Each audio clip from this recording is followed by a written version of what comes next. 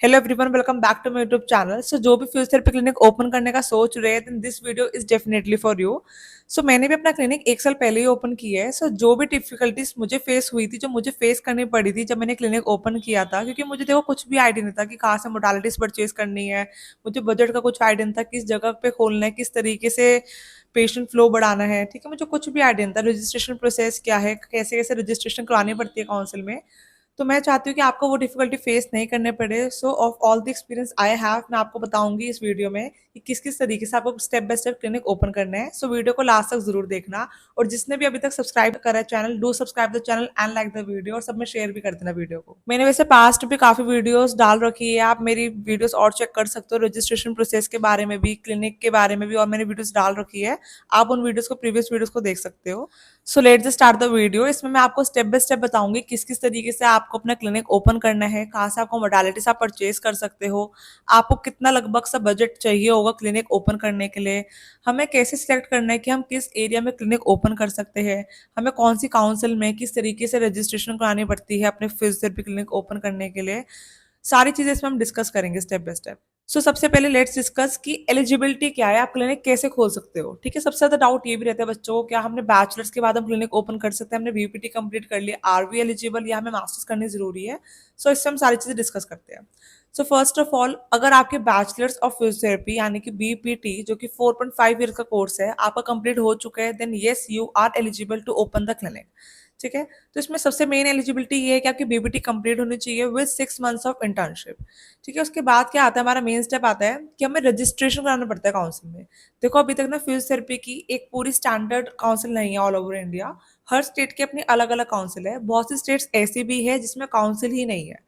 सो देखो, जैसे मुझे जो क्लिनिक अपना ओपन करना था वो मेरे को करना था दिल्ली में ओपन करना था। ठीक है, लेकिन जो मेरे कॉलेज है वो मेरा हरियाणा का था। मैंने अपनी बीपीटी कंप्लीट करी है एसजीटी यूनिवर्सिटी से।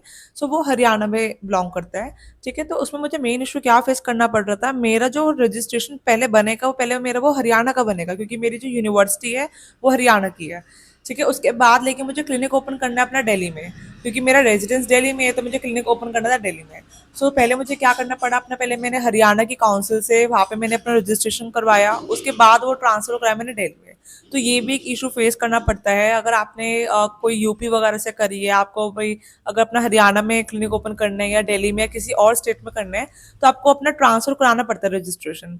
ठीक है, तो वो ठीक है, प्रोसीजर थोड़ा लंबा होता है, 2 से 3 महीने लगभग से लग जाते हैं इसमें। ठीक है, लेकिन ठीक है, आपको आप साइट पे जाओगे, जैसे डीसीपीटीओटी की अपनी साइट है, उस पर जाओगे, आप उनमें सारा फॉर्म फिल कर दो या फिर उनको मेल कर दो अपने डॉक्यूमेंट्स। वो आपको डेट प्रोवाइड करते हैं कि इस डेट पे आपको डॉक्यूमेंट्स लेकर आने हैं, वेरिफिकेशन करते हैं। उसके बाद एक फीस होती है आपकी रजिस्ट्रेशन की, वो आप फीस पे करते हो, अराउंड 1500 की फीस होती है, आप वो फीस पे करोगे। उसके बाद आपका वो 1 ईयर का बन जाएगा, फिर आपको वो एवरी ईयर रिन्यू कराना पड़ता है। ठीक है, अब बात करते हैं कुछ ऐसी भी हमारी स्टेट्स है जिसमें हमारा काउंसिल ही नहीं है, तो उस केस में क्या करें। ठीक है, तो देखो उसमें आपको होता है कि आईएपी, इंडियन एसोसिएशन ऑफ जो फिजियोथेरेपी है, आप उसमें अपना रजिस्ट्रेशन करवा लो। ठीक है, वो all all over India level पे है, लेकिन वो ऐसे स्टैंडर्ड एक काउंसिल नहीं है हमारी। लेकिन अगर आपकी स्टेट में अपनी काउंसिल नहीं है, तो आप आईएपी में अपना रजिस्ट्रेशन करवा सकते हो। ठीक है, आईएपी में आप वैसे भी करवाओ तो अच्छा है, मैंने भी करवा रखा है अपना रजिस्ट्रेशन। अगर आप दिल्ली में हो, दिल्ली का आपने बना लिया अपना डीसीपीटीओटी, तब भी आप आईपी में करा लो, इट इज गुड, आपको इन्फॉर्मेशन रहती है, अपडेटेड रहते हो, तो आईपी में आप करवा सकते हो। ठीक है, तो बेसिकली ये है, अगर आपकी स्टेट की काउंसिल है, जैसे हरियाणा की अपनी है, दिल्ली की अपनी है, बहुत सी और स्टेट्स है जिसकी अपनी काउंसिल है, तो आप वहाँ पे जाकर अपना रजिस्ट्रेशन करवाओ क्लिनिक का। इन केस अगर आपकी काउंसिल नहीं है, देन गो फॉर आईएपी। ठीक है, सो जो बेसिक्स ही आपकी एलिजिबिलिटी है क्लिनिक ओपन करने के लिए, बीपीटी, 6 मंथ्स ऑफ इंटर्नशिप, आपको अपना रजिस्ट्रेशन कराना पड़ेगा, दैट्स इट, और कुछ भी आपको एलिजिबिलिटी नहीं चाहिए, आप अपना क्लिनिक ओपन कर सकते हो। ठीक है, अब बात करते हैं कि क्लिनिक ओपन किस एरिया में करें। ठीक है, तो देखो सबसे पहले तो आप अपनी चॉइस ये रखो आपके घर के नियर बाय हो। ठीक है, ताकि आपके ट्रैवलिंग थोड़ी इजी रही है। मेरी थोड़ी अपनी पर्सनल प्रेफरेंस रहती है, हर मतलब वैरी कर सकती है हर ह्यूमन टू ह्यूमन, सबको जैसे ठीक लगा वैसे कर सकते हो। देखो वैसे तो पेशेंट हर जगह है, ठीक है ना, हर किसी को आज की डेट में तकलीफ है, हर किसी को फिजियोथेरेपी की जरूरत है। आप वैसे तो किसी भी एरिया में आप डालोगे, ऑब्वियसली आपके पेशेंट फ्लो आएंगे, डेफिनेटली आएंगे। टाइम लगता है। आप ये मत सोचो आपने आज क्लिनिक ओपन करा है, कल से 10 पेशेंट आ जाएंगे, ऐसा नहीं होता ये वाली चीज़ें। इसमें टाइम लगेगा, धीरे-धीरे आपके जैसे 1 पेशेंट आएगा, 2 पेशेंट आएँगे, उसके बाद रेफरल बेसिस पे अगर उनकी रिकवरी अच्छी हो गई, रेफरल बेसिस पे वो 10 पेशेंट भी लेकर आएँगे, ठीक है? तो वो स्लो प्रोसीजर है। लेकिन फिर भी अगर जैसे जब मैंने अपना क्लिनिक ओपन करा था, मैंने नियर बाय ये देखा था कि ठीक है, नियर बाय अपना मेरा जैसे ऑर्थोपेडिक्स क्लिनिक है या नहीं है, न्यूरो का है या नहीं है, ताकि मैं उनसे देखो थोड़ा-सा कॉन्टैक्ट कर सकूँ पेशेंट बेसिस पे। क्योंकि जिनका अपना ऑर्थो का क्लिनिक होता है, वो पेशेंट्स ईज़िली हमें दे देते हैं नियर बाय कि आप ठीक है, आप पेशेंट ले लेना, इतना कमीशन कट पे महीने का रहेगा। ठीक है, तो वो थोड़ा-सा ठीक है, दोनों हम प्रॉफिट में रहते हैं, उसमें कोई दिक्कत नहीं रहती है। पेशेंट आते रहेंगे तो वो और रेफरल पे पेशेंट लेकर आते हैं फिर। तो आप ये भी चीज़ देख सकते हो कि नियर बाय और क्लिनिक्स हो आपके, एरिया थोड़ा ऐसा हो कि ऐसा भी नहीं हो कि हर मतलब 1-2 घर छोड़कर ये एक और क्लिनिक हो, तो उसमें फिर कंपैरिज़न रहता है। तो अब इस तरीके से आप डिसाइड कर सकते हो एरिया जहाँ पे भी आपको क्लिनिक ओपन करना है। उसके बाद एक इम्पॉर्टेंट चीज़ आती है बजट, ये बहुत ही ज़्यादा ज़रूरी है। इसमें आप क्या करो, एक डायरी बना लो कि मेरी ये मशीन इतने की आएगी, मुझे इतनी-इतनी कॉस्टिंग आएगी। क्योंकि देखो मोडालिटीज़ हमें मैं आपको पहले लगभग सा बता देती हूँ। आपको जो अपने क्लिनिक में मोडालिटीज़ रखनी पड़ती है, बेसिक जो आप अगर क्लिनिक खोलना चाह रहे हो, तो उसमें आपको अल्ट्रासोनिक चाहिए, टेंस चाहिए, आईएफटी चाहिए, ठीक है? और ये नहीं है कि टेंस या आईएफटी एक से काम नहीं होगा, अल्ट्रासोनिक एक से काम नहीं होगा, आपको 2 से 3 रखने ही पड़ेंगे, ठीक है? उसके बाद आपको पेशेंट बेड चाहिए, मिनिमम 2 बेड तो रखोगे ही रखोगे। उसके बाद आपके मसल स्टिमुलेटर आ गया, हाइड्रोकोलेटरल आ गया, इंफ्रारेड लैंप आ गया आपका, और पैराफिन वैक्स बाथ आ गया, ठीक है? तो ये कुछ बेसिक सी मोडालिटी है आपको जो रखनी पड़ेगी। बाकी आपके फिर आगे एक्सरसाइज इक्विपमेंट, ये बहुत ज़रूरी है, इसके बिना तो आपको पता है फिजियोथेरेपी क्लिनिक ओपन ही नहीं हो सकता। तो उसमें आपको हो गया शोल्डर व्हील, पुली, लैडर, और भी आपको चाहिए होगी सारी की सारी जितनी भी हील एक्सरसाइज़र, एंकल एक्सरसाइज़र, स्विस बॉल, आपको सारी आपको एक्सरसाइज इक्विपमेंट चाहिए होंगे। तो लगभग से इसमें कॉस्टिंग आपको कम से कम आपको 1 से 1.5 लाख के करीब आपकी मशीन्स आ जाती है। आप फिर जितने एडवांस लेवल पे जाओगे, आप लेज़र रख रहे हो, आप शॉक वेव थेरेपी रख रहे हो, तो वो उतना-उतना आपका बजट इंक्रीज़ कर जाता है। तो वो आप पे डिपेंड करेगा, आपका बजट कितना है क्लिनिक ओपन करने का, ठीक है? मैंने अभी क्लिनिक पे अपने लेज़र भी रख रखा है, शॉक वेव थेरेपी भी रख रखी है, मैंने सारी मशीन्स यहाँ पे रखी थी, ठीक है? तो वो आप पे डिपेंड करेगा आपको अपने क्लिनिक पे क्या-क्या मशीन्स रखनी है, लेकिन बेसिक जो है वो तो आप रखोगे और अच्छी क्वालिटी की लोगे तभी फ़ायदा है। आप ये नहीं आप अपने सस्ते देखो, सस्ते भी जगह-जगह मिल जाता है, आपको 2 ढाई 3 हज़ार के भी आजकल काफ़ी डीलर्स हैं जो दे रहे हैं, लेकिन मैंने वो भी यूज़ करके देख रखी है, उसकी क्वालिटी बिल्कुल भी अच्छी नहीं है, आपको हर 1-2 महीने में परेशान रहोगे, और पेशेंट पे मेन है आउटकम भी अच्छा नहीं रहेगा, पेशेंट के ट्रीटमेंट रिव्यूज भी अच्छे नहीं रहेंगे। तो आप एक अच्छी क्वालिटी की मशीन्स लो ताकि पेशेंट भी ट्रीट हो, ठीक है? एक बार ही पैसा खर्च होगा लेकिन तभी फ़ायदा है। उसके बाद अब आता है कि हम मशीन्स ले कहाँ से? देखो डीलर्स काफ़ी जगह है, आप अपने नियर बाय भी देख सकते हो, आप 3-4 जगह जा जाके आप पहले देखो। जब मैंने मशीन्स ली थी, मुझे बिल्कुल आइडिया नहीं था कि मैं कहाँ से मशीन्स परचेज़ करूँ। मैंने कम से कम 10 से 15 डीलर्स के जा जाके मैंने देखा था। अच्छा मुझे तब पता लगा, अच्छा इसमें ये डिफ़रेंस है, इसमें ये डिफ़रेंस है, इसमें ये डिफ़रेंस है। कोई मुझे 2-3 हज़ार की मशीन दे रहा था, कोई वही मशीन मुझे 10-15 हज़ार की भी दे रहा था। तो मेरे को एक्चुअल में डिफ़रेंस नहीं पता था कि दोनों के बीच में डिफ़रेंस क्या है? कि इतना ज़्यादा वैरी क्यों कर रहा है? ऐसा क्या चीज़ है? तब मैंने डीप स्टडी करी, मुझे पता लगा सारी चीज़ें। सो जो मैंने अपनी मशीन्स ली थी, वो इन डीलर से ली थी। मैंने यहाँ पे नंबर उनका लिख दिया है। आप चाहो तो इनसे कॉन्टैक्ट कर सकते हो। इनका रोहिणी में ही इनका काफ़ी जगह-जगह ब्रांचेस है। मैंने रोहिणी वाली ब्रांच से ली थी। तो ठीक है, सर्विस अच्छी प्रोवाइड कर रहे हैं। अभी तक टच वुड मुझे कोई प्रॉब्लम तो नहीं आई है मशीन्स में, और रिव्यूज़ भी मुझे अच्छे लगे हैं। मतलब ठीक है, पेशेंट पे अप्लाई मैं कर रही हूँ तो मुझे फीडबैक अच्छा मिल रहा है उन चीज़ों का। तो आप ट्राई कर सकते हो। अदरवाइज़ जिससे भी आप मशीन लो, पहले अच्छे से आप सारी चीज़ें देख लो, वरना आपके पैसे बिल्कुल फूक जाएँगे लिटरली। ठीक है? क्योंकि ये ना हो कि आप हर महीने अपनी जेब से ₹500 लगा रहे हो, ₹1000 लगा रहे हो, मशीन खराब होगी, फिर ₹500 लगा रहे हो, तो आपका देखो वो आपका लॉस है फिर। तो आपको अगर आप क्लिनिक डाल रहे हो, एक बारी में मशीन्स अच्छी लो, ताकि एटलीस्ट आपकी वो बाद में आपको बार-बार खर्चे ना बढ़ाए आपकी। तो ये तो आपका हो गया बजट मशीन्स का, जो आप मोडालिटीज़, जो आप इक्विपमेंट एक्सरसाइज के लोगे वो। उसके बाद देखो ये भी कॉस्टिंग आती है, ये भी आपको नोट डाउन करनी पड़ेगी क्लिनिक खोलने से पहले। आपका मंथली रेंट, अगर आपका 15,000 का रेंट है, 20,000 का रेंट है, 25 का रेंट है, 30,000 का रेंट है, आपको वो अपने माइंड में आपको रिटर्न में भी कैलकुलेट करने पड़ेंगे कि मेरे को इतना रेंट पे करना है, हर एक तारीख को मेरे को पे करना है रेंट। ठीक है, क्योंकि देखो इनिशियली हो सकता है पेशेंट ज़्यादा नहीं आए, आपको काफ़ी महीने हो सकते हैं, 4 महीने, 5 महीने, 6 महीने आपको अपनी जेब से पैसा लगाना पड़ेगा, तो आपके पास इन्वेस्टमेंट के लिए पैसा होना चाहिए। सो वो आप सारी चीज़ें बजट बनाकर चलोगे तभी फ़ायदा, नहीं तो बहुत से ऐसे क्लिनिक है जो 2-3 महीने में बंद हो जाते हैं। उसका मेन रीज़न यही होता है कि जेब से पैसा लगता रहता है और हर कोई देखो नहीं अफ़ोर्ड कर पाता है। मैंने तो पर्सनली यही किया था जब मैंने क्लिनिक ओपन किया था, तो मैंने स्टार्टिंग में देखो पेशेंट बहुत ज़्यादा नहीं थे, तो मैं अपना होम विजिट करती थी। मैंने टाइमिंग रख रखे थे 10 AM टू 1 PM और इवनिंग में 4 टू 7। अभी भी टाइमिंग्स यही है वैसे मेरे। लेकिन जो दिन का टाइम था तब मैं होम विजिट करती थी कि एटलीस्ट जो मेरा मंथली इनकम है जो मेरी यहाँ पर लगेगी, एटलीस्ट मैं वो निकाल लूँ अपना होम विजिट से। फिर धीरे धीरे जब पेशेंट फ्लो इतना आपका आता है, आपको कभी कभी दिन में भी ओपन करना पड़ जाता है, जिससे अब मैं दिन में ओपन करती हूँ क्लिनिक, तो उस केस में आप होम विजिट धीरे धीरे आप छोड़ सकते हो, आप अपना पूरा टाइम फुल टाइम आप क्लिनिक पे दे सकते हो। ठीक है, तो आपको ये चीज नोट डाउन करनी पड़ेगी, आपका मंथली रेंट, आपका बिजली का खर्चा। ठीक है, बिजली का खर्चा भी आपको देखना पड़ेगा आपका कितना आ रहा है, एवरेज 1000, 2000, 3000 तक की एवरेज आती है। अगर एसी आप लगाओगे तब आपकी ज्यादा एवरेज आएगी।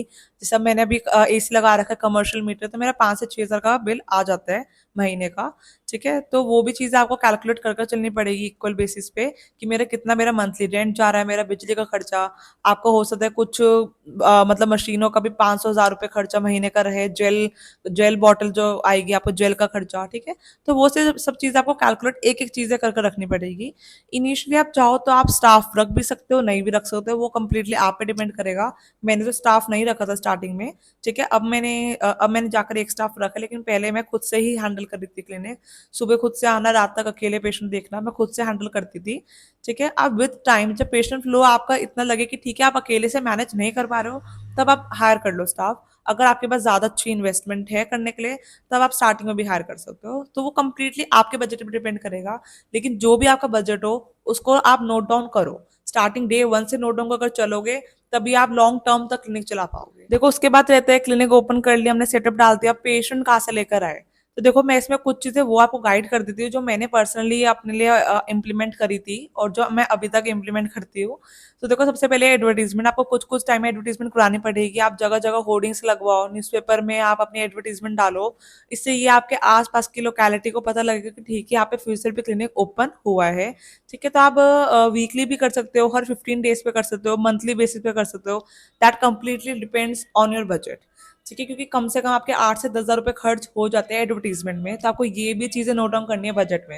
ये सारी चीजें जो मैं आपको बता रही हूँ पॉइंटर्स, आप एक जगह नोट डाउन कर लो, जो जो चीजें आपको क्लिनिक ओपन करने के लिए आपको जरूरत है और मतलब एलिजिबिलिटी है। उसके बाद जो जो बजट की आपको मैं चीजें बता रही हूँ एक जगह नोट डाउन कर लो, ताकि जब भी आप क्लिनिक ओपन करो आप ये चीज अपने माइंड में रखो, आप नोट डाउन करो, तभी फायदा है। सबसे पहले आपका हो गया एडवर्टीजमेंट, उसके बाद आपका आता है कि आप जो आपके नियर बाय क्लिनिक्स है आप उनको जाकर अप्रोच करो।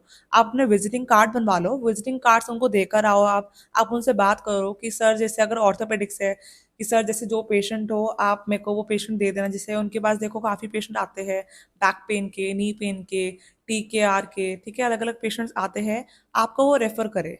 आप उनको ये कन्फाइड करो कि मतलब आपको ही रेफर क्यों करे, आपको अपना कहीं ना कहीं एक्सपीरियंस भी उनको शो करना पड़ेगा उस चीज़ में। आपको अपना फेथ बनाना पड़ेगा उन चीज़ों में। ठीक है, तो जो भी कमीशन कट पे आपकी बात होएगी उसमें आपकी जो भी फीस के हिसाब से जैसे भी आप उनसे बात करो, तो वो चीज़ें इजीली हो जाती है। क्योंकि देखो हर ऑर्थोपेडिक आज के टाइम पे फिजियोथेरेपी रेफर करता ही है, और जिसका क्लिनिक आपके नियर बाय है तो ऑब्वियसली बात है वो भी आपकी क्लिनिक में रेफर करना चाहेगा। पेशेंट ईजिली आ जाएगा उस क्लिनिक से आपके क्लिनिक तक। ठीक है, तो आप ये चीज़ कर सकते हो। अगर न्यूरोलॉजिस्ट है उनसे रेफर कर सकते हो, न्यूरोलॉजी के भी काफ़ी पेशेंट्स होते हैं जो फिजियोथेरेपी मतलब उनको वो रिकमेंड करते हैं, और वो अच्छे पेशेंट रहते हैं, आपके लॉन्ग टर्म पेशेंट्स चलने के काफ़ी। तो आप वो भी चीज़ें कर सकते हो। आप नियर में जितने भी क्लिनिक्स हैं उनको जा जाके अपने विजिटिंग कार्ड्स दो। केमिस्ट है, केमिस्ट पे विजिटिंग कार्ड दो, केमिस्ट पे काफ़ी ज़्यादा बेनिफिट रहता है विजिटिंग कार्ड देने पे। जैसे मेरे नियर बाय 3 to 4 केमिस्ट थे, उनको मैंने विजिटिंग कार्ड दिए थे अपने। या फिर आप कर सकते हो जैसे जिसमें वो मेडिसिन रखते हैं, वो पाउच जो होता है आप उनको वो बनवा कर दे सकते हो, उसमें अपना पीछे एडवर्टीजमेंट कर लो। तो इससे क्या होता है, आप मतलब आप लोगों को अप्रोच कर रहे हो कि ठीक है हमारे यहाँ पे क्लिनिक ओपन हुआ है। ये चीज़ आपको करनी पड़ेगी इनिशियली। विजिटिंग कार्ड तो आप जितने भी बांट सकते हो, अपने जाकर पर्सनली देख रहा हो डॉक्टर्स को। नियर बाय अगर कोई हॉस्पिटल है, अगर आप जा सकते हो, आप जाओ वहाँ पे। आप जितना ज़्यादा अपनी खुद की एडवर्टीजमेंट करोगे, उतना ज़्यादा ही आपको इन फ्यूचर बेनिफिट होगा। स्टार्टिंग में 1 से 2 साल या 3 साल आपको मेहनत करनी पड़ेगी उन चीज़ों में। उसके बाद आपकी जब एक बार नेम वैल्यू हो जाएगी, क्लिनिक की मतलब नाम हो जाएगा, आपके पास पेशेंट खुद से आएंगे। ठीक है, उसके बाद अपना रहता है कि मान लो कोई भी पेशेंट आए तो उसका ट्रीटमेंट आपको ये सोच रहा है, आपको इतना अच्छा करना है कि वो जल्दी से जल्दी ठीक हो और वो 10 पेशेंट और लेकर आए। सबसे ज्यादा जो मेन पेशेंट्स आते हैं वो रेफरल बेसिस पे ही आते हैं। ठीक है, आपने एक पेशेंट को ठीक करा, वो 10 जगह बताएगा कि यहाँ पे क्लिनिक खुला है, इससे मुझे आराम पड़ा है, आप भी जाकर करवाओ। हर किसी को आज के टाइम पे दर्द है, घुटने का दर्द, कमर का दर्द, ऐसा दर्द है, कंधे का दर्द ऐसा है जो बहुत कॉमन है, घर घर में कॉमन है। बाकी एडवर्टीजमेंट के लिए आप अपना इंस्टाग्राम, यूट्यूब भी कर सकते हो। ये एवरग्रीन है, यहाँ पे आपको मेहनत करनी पड़ेगी डे वन से। आप क्लिनिक पे अपना फ्री टाइम पे बनाओ, जैसे मैं भी करती हूँ ये सब चीज़ें। ठीक है, तो आप भी कर सकते हो, इंस्टा यूट्यूब पे करो, उससे भी काफ़ी एडवर्टीजमेंट होती है। ठीक है, लोगों को पता लगता है मतलब कि आपका क्लिनिक यहाँ पे है। जो भी पेशेंट आ रहे हैं उनके रिव्यूज लो, उनको अपलोड करो ताकि और लोगों को पता लगे। तो ये सब कुछ बेसिक सी चीज़ें हैं एडवर्टीजमेंट के लिए जो आप कर सकते हो। बाकी मैं ये चीज़ कहूँगी, पेशेंस बहुत ज़रूरी है। अगर आप क्लिनिक ओपन कर रहे हो तो आपको पेशेंस रखना पड़ेगा। अगर आप सोचो कि नहीं मैंने क्लिनिक ओपन कर लिया है, पैसा नहीं आ रहा, पेशेंट नहीं आ रहे, ऐसे आप ज़्यादा लंबा क्लिनिक पे बैठ ही नहीं पाओगे। ठीक है ना, आप फ्री टाइम पे आप होम विजिट करो। आप एकदम से मत सोचो कि मैं फुल टाइम क्लिनिक पे बैठना शुरू कर दूं। जब आपको लगे कि ठीक है मेरे 5-7 पेशेंट, 10 पेशेंट आने शुरू हो गए हैं दिन के, तब आप होम विजिट छोड़ सकते हो। अदरवाइज मैं कहूँगी फ्री टाइम आपको इतना मिलेगा, आपको दिन का लंच का टाइम है, आप जाकर होम विजिट करो। थोड़ी बहुत आपको स्ट्रगल करना पड़ेगा इनिशियली, है ना। तो आप होम विजिट, आप नियर बाय एरियाज में होम विजिट करो। स्टार्टिंग में कर सकते हो। इवेंचुअली विद टाइम जब आपको लगता है कि ठीक है, उसके बाद आप होम विजिट छोड़ दो। तो यही आई गेस कुछ मेन डाउट्स रहते हैं क्लिनिक ओपन करते हुए। मैं थोड़ा सा समराइज कर देती हूँ। तो सबसे पहले एलिजिबिलिटी का हमने डिस्कस करा था, क्या क्या एलिजिबिलिटी है। मैंने रजिस्ट्रेशन का भी बता दिया कि आपको बीपीटी इंटर्नशिप के साथ कंप्लीट होनी चाहिए। उसके बाद आपका जो रजिस्ट्रेशन प्रोसेस है वो आपको मैंने बता दिया, अपने काउंसिल में जाकर आपको रजिस्ट्रेशन करवानी है। और हाँ, एक चीज और है कि जो प्रोसीजर होता है ना रजिस्ट्रेशन का, वो उनकी वेबसाइट पे गिवन होता है। आप वेबसाइट ओपन करोगे, जैसे डीसीपीटी ओटी की करोगे, उसमें आपको सारे डॉक्यूमेंट्स की लिस्ट दे रखी है, ये डॉक्यूमेंट्स हमें चाहिए। ठीक है, आपको वो सब चीजें चाहिए, डीडी कितना डीडी चाहिए, डीडी की फॉर्म में लेते हैं वो सब चीजें मेंशन है। आइदर वो मेल पे एक्सेप्ट करते हैं कि या तो हमें मेल कर लो, या फिर वैसे आजकल ऑनलाइन सिस्टम हो गया, आपको ऑनलाइन फॉर्म फिल करना पड़ता है। फिर आपको वो मेल पे प्रोवाइड कर देंगे कि इस डेट को आपकी अपॉइंटमेंट है। आप वहाँ पे काउंसिल पे जाओगे, आपको वहाँ पे उनको मतलब सारे डॉक्यूमेंट्स दिखाने हैं। वो वेरीफाई करते हैं कि ठीक है ये डॉक्यूमेंट्स है। उसके बाद वो आपको रजिस्ट्रेशन प्रोवाइड कर देते हैं। ठीक है, तो अप्रोक्सीमेटली 2 से 3 महीने लग जाते हैं इस प्रोसीजर में। ठीक है, उसके बाद आईएपी का भी आप उनकी साइट पे देख सकते हो, रजिस्ट्रेशन की कि कितनी फीस है। आप सारी चीजें देख सकते हो साइट पे जाकर। उसके बाद हमने ये डिस्कस करा था कि किस एरिया में हमें किस किस तरीके से ओपन करना है। उसके बाद मोडालिटीज का हमने डिस्कस कर लिया, हम कहाँ से मोडालिटी ले सकते हैं। हमने बजट डिस्कस कर लिया कि कितना कितना बजट आपका लगेगा। उसके बाद मैंने थोड़ा सा आपको ये भी गाइड कर दिया कि कैसे कैसे आप एडवर्टीजमेंट कर सकते हो पेशेंट लाने के लिए। ठीक है, तो यही कुछ चीज़ें होती है, यही कुछ डिफिकल्टीज है जो हम फेस करते हैं क्लिनिक ओपन करने से पहले।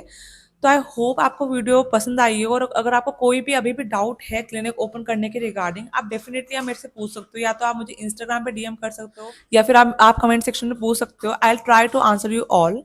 सो आई होप आपको वीडियो पसंद आई हो, and don't forget to subscribe the channel and like the video. अगली वीडियो में मिलते हैं। अगर आपको कोई और टॉपिक पे भी वीडियो चाहिए तो do tell me in the comment section, I will try to make the video on that. So take care till then, bye bye, and all the best for opening the clinic.